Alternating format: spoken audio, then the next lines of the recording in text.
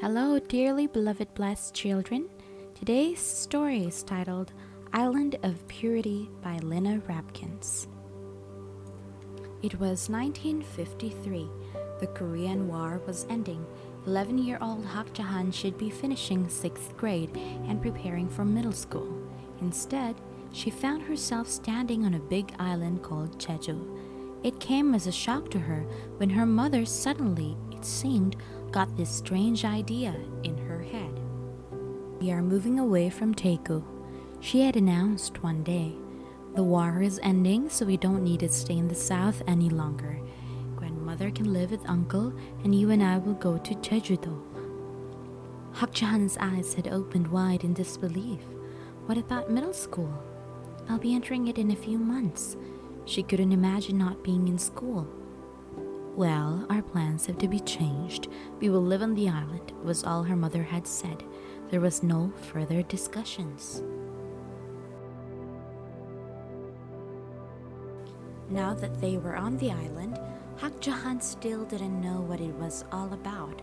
She wandered around a bit looking at the mountain above her. The dead volcano disappeared into the clouds every morning, and she wondered if she too was disappearing into the clouds. There were no friends, no school, no lively, noisy streets, nothing to make her feel normal and alive. "Why am I here?" she whispered to the wind. "I missed my friends, so why am I here?" she said to the field of yellow flowers. She turned and saw the dancing sea meet the wind-swept beach. Waves going everywhere, waves going nowhere, she called to the sea. "But at least you waves have each other."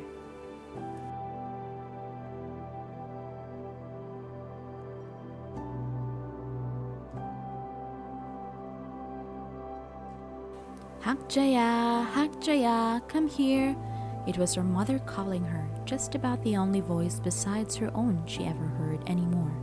"I'm over here, Ma." She called back politely, but without much enthusiasm. She walked towards her mother.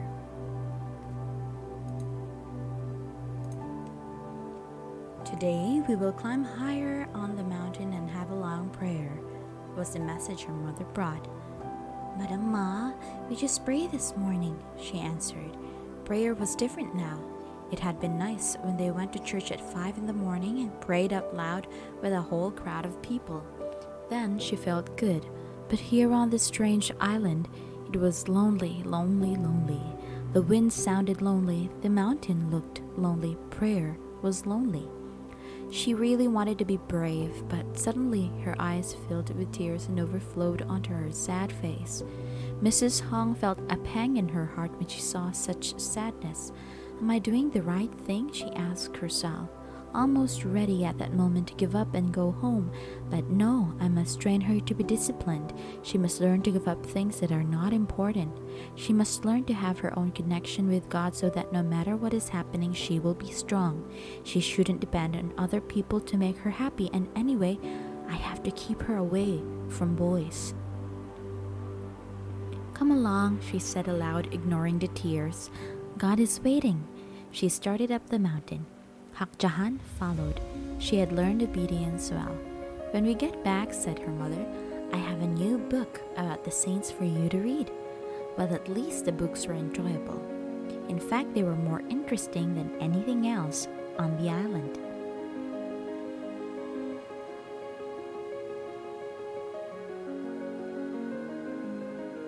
As they hiked, they looked for plants to eat. They lived on whatever they could find. No meat, no mandor kimchi, and certainly no candy. They were vegetarians now. Thank God it was a tropical island and they could always find fruits and vegetables. Even though this was the warmest part of Korea, when the winter winds came, their warm clothes and comforters were not always enough to keep the chill from reaching their bones. Still, the biggest problem of all was the constant loneliness. Her heart felt heavy, almost collapsed. She didn't skip around anymore or laugh or sing. She did learn to get up early every morning, pray long hours every day, persevere, and obey. One morning after prayer time, her mother had a surprise. "We will go back to the mainland today," she said. All we have to do is pack our things, and just as soon as the next boat comes, we're off. Hakjahan looked at her mother. Was it really true?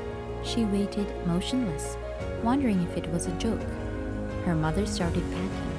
Then she turned and looked at her daughter as if she heard her thoughts. She seemed to ponder something a moment. Then in softer tones she said, I know it has been difficult for you here, but I just happen to know that it is very important for you to live a pure and disciplined life. It's the only thing I need to do. But this morning I very clearly heard God tell me to take you to your grandmother and uncle. A twinkle came to her eyes. I guess he feels sorry for you. Hakjahan's eyes brightened.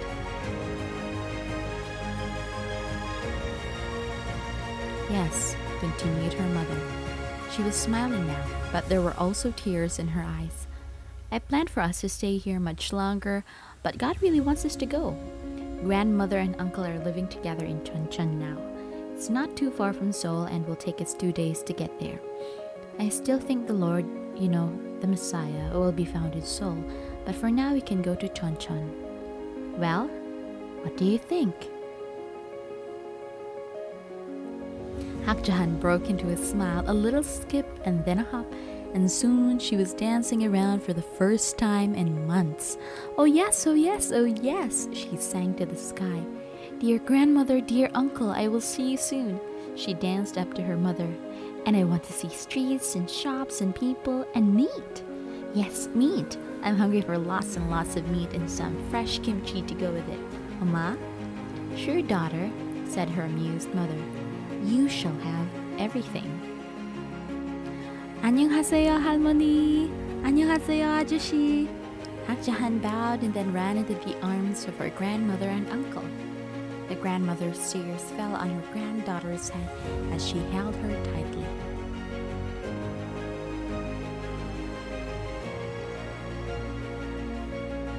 Soon, big servings of bulgogi, white rice, and kimchi were ready. It tasted heavenly, and after they had eaten the last grain, Hakjahan ran to the corner store to buy some sweets.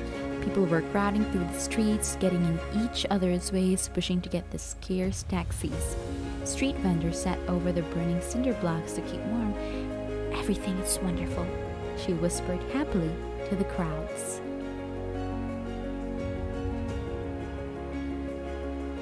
Hakjahan had to finish 6th grade that year in order to enter middle school as planned.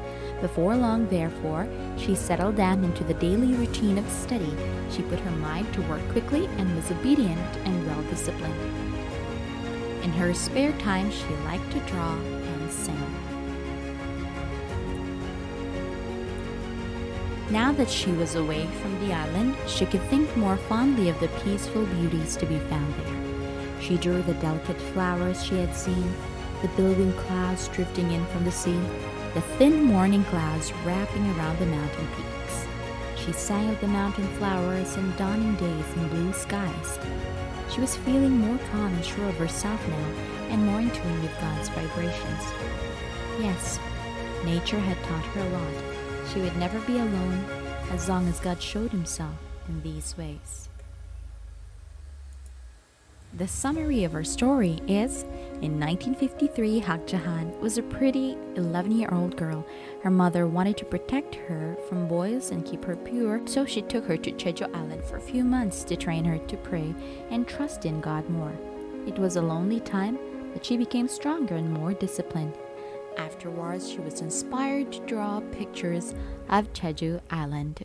And that is the end of today's story. I look forward to telling you more stories of our true parents. Have a great day!